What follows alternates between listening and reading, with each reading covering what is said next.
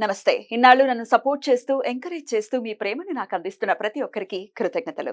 అలాగే ఈ వీడియో కూడా ఖచ్చితంగా మీకు ఉపయోగపడుతుంది. లైక్, షేర్ అండ్ సబ్స్క్రైబ్ చేసి మీ సపోర్ట్‌ని నాకు అందించండి. అలాగే ఈ వీడియో పట్ల మీకున్న అభిప్రాయాన్ని కామెంట్ సెక్షన్‌లో కామెంట్ చేసి తెలియజేయండి. ఇప్పుడు వీడియోని చూద్దాం. నమస్తే, వెల్కమ్ టు అవర్ ఛానల్. నేను పద్మిని. ప్రస్తుతంతో పాటు ప్రముఖ ఆధ్యాత్మికవేత్త, జ్యోతిష పండితులు, అమ్మవారి సేవకులు, దత్త గణపతి ఉపాసకులు మురళీధర శర్మ గారు మనతో పాటు ఉన్నారు. మాట్లాడదాం. మురళి గారు నమస్తే. మహాదేవమ్మ. ఏ పనులు అనుకున్నా కూడా ఆటంకాలు ఎదురవుతున్నాయండి, చేయలేకపోతున్నాము, సక్సెస్ఫుల్ గా ముందుకు వెళ్ళలేకపోతున్నాము అని అంటుంటారు. ఏం చేయాల్సి ఉంటుందండి పనుల్లో ఆటంకాలు కనుక కలిగితే? అంటే ఇక్కడ చాలా రకాలుగా ఉంటాయమ్మా. అంటే జాబ్ రిలేటెడ్ కావచ్చును, లేదా ఒక ల్యాండ్ రిలేటెడ్ కావచ్చును, జాబ్ కావచ్చు, జాబ్ బిజినెస్ ఇంటర్వ్యూస్ కావచ్చును. చాలా మంది కూడా ఇప్పటికీ కొన్ని రాశుల వారు గత 8 నెలల నుంచి ప్రయత్నాలు చేసినా వారికి రానటువంటి వారు ఉన్నారు. 8 నెలల నుండి పాపం 1.5 year నుండి కూడా జాబ్ లేకుండా ఖాళీ ఉండేటువంటి వారు ఉన్నారు.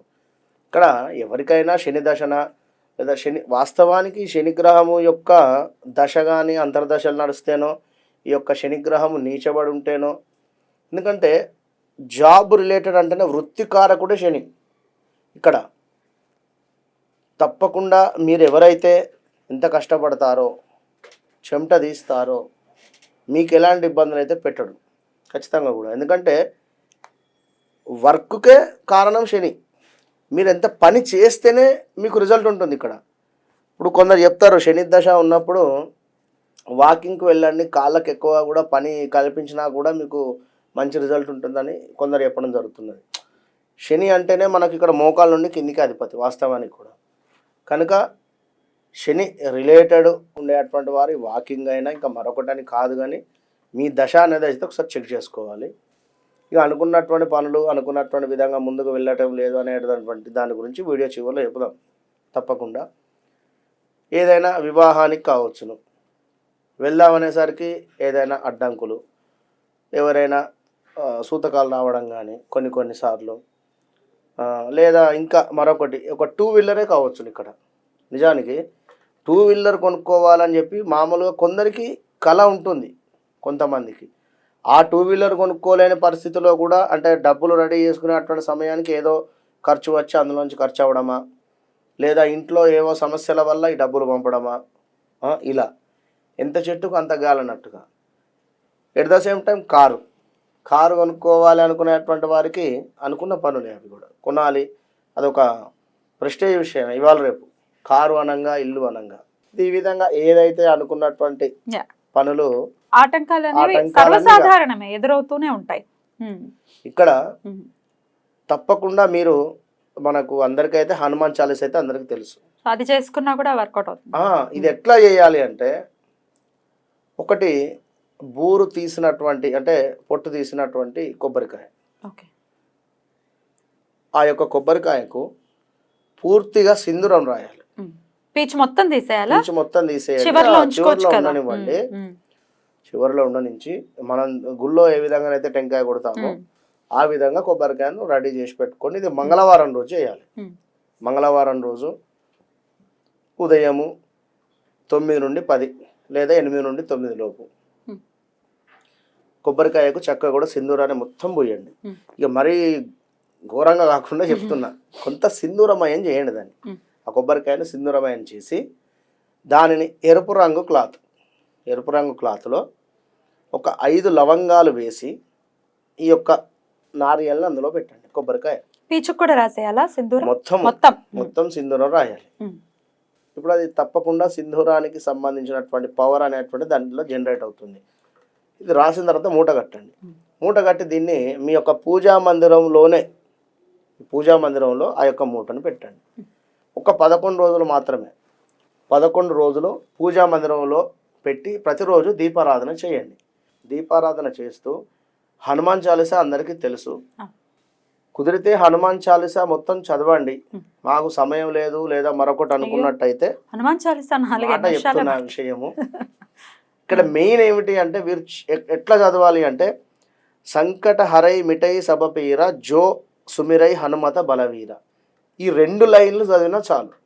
ఈ 2 లైన్లు చదివినా కూడా సరిపోతుంది. లేదా సంకట హరై మిఠై సబపీర జో సుమిరై హనుమత బలవీర. ఇక్కడ నుండి స్టార్ట్ చేసుకొని జై జై జై హనుమాన గోసాయి కృపాకరో గురుదేవకి నాయి, ఈ రెండో లైన్ తీసేసుకొని మళ్ళీ జయ హనుమాన జ్ఞానగుణ సాగర్ ఇక్కడికి వెళ్ళిపోండి. లేదు అనుకుంటే ఈ 2 లైన్లు చదవండి సరిపోతుంది. సంకట హరై ఎన్నిసార్లు?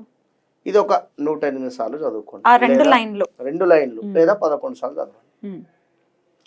చదివిన లోపు ఈ 11 డేస్లో తప్పకుండా ఏవైతే పనులు అనుకుంటున్నారో 100కు 100% పూర్తవుతుంది. కుదిరితే 41 రోజులు పెట్టుకోండి. పని పూర్తయినా కూడా 41 రోజులు పెట్టుకున్నట్టయితే ఒక దీక్షలాగా మంచి ఫలితం ఉంటుంది.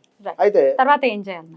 ఈ యొక్క మూటను తర్వాత ఎక్కడైనా ఆంజనేయ స్వామి దేవాలయంలో కానీ లేదా పారే నీటిలో కానీ, లేదు ఈ 11 డేస్ కూడా మనకు నిజంగా అనుకున్నటువంటి పని తప్పకుండా ఆంజనేయ స్వామి మూలకంగా అయ్యేటువంటి పరిస్థితి ఉంటుంది. అంత పవర్ ఉంటుంది.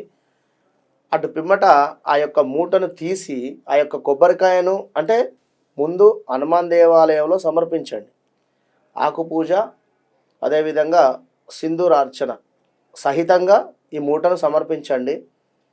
రెండవది అలా లేదు అనుకున్నట్టయితే పారే నీటిలో వేయండి. 2 ఆప్షన్లు లేవు అనుకుంటే మూడవది ఆ కొబ్బరికాయను స్వామివారికి అంటే ఇంట్లోనే మీరు కొట్టేసి చక్కగా కూడా ఆ యొక్క నీటిని అందులో ఉన్నటువంటి నీటిని అందరూ కూడా తీర్థం రూపకంగా తీసుకోండి. ఆ కొబ్బరికాయను ఆంజనేయ స్వామి ఫోటో అయితే తప్పకుండా ఉంటుంది, లేదా శ్రీరాముల వారి ఫోటో అయినా ఉంటుంది, అక్కడ పెట్టండి. అద్భుతమైనటువంటి ఫలితం ఉంటుంది. తర్వాత మనం దాన్ని స్వీకరించవచ్చు, ఖచ్చితంగా స్వీకరించవచ్చు. ఇక్కడ ముడుపులలో రకరకాలు. ముడుపు అంటే వాస్తవానికి సమర్పించేది.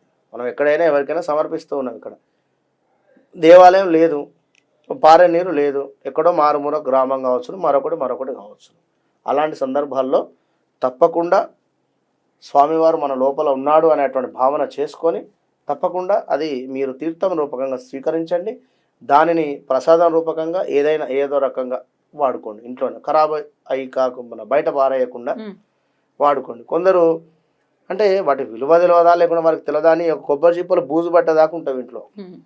ఎక్కడి నుంచో తీసుకొని వస్తారు ప్రసాదాలు, ఏదో ప్రేమగా ఇస్తారు. దాన్ని ఇవాళ రేపో ఇమ్మీడియట్గా దాన్ని కొబ్బరి పచ్చడి చేసుకోవచ్చు.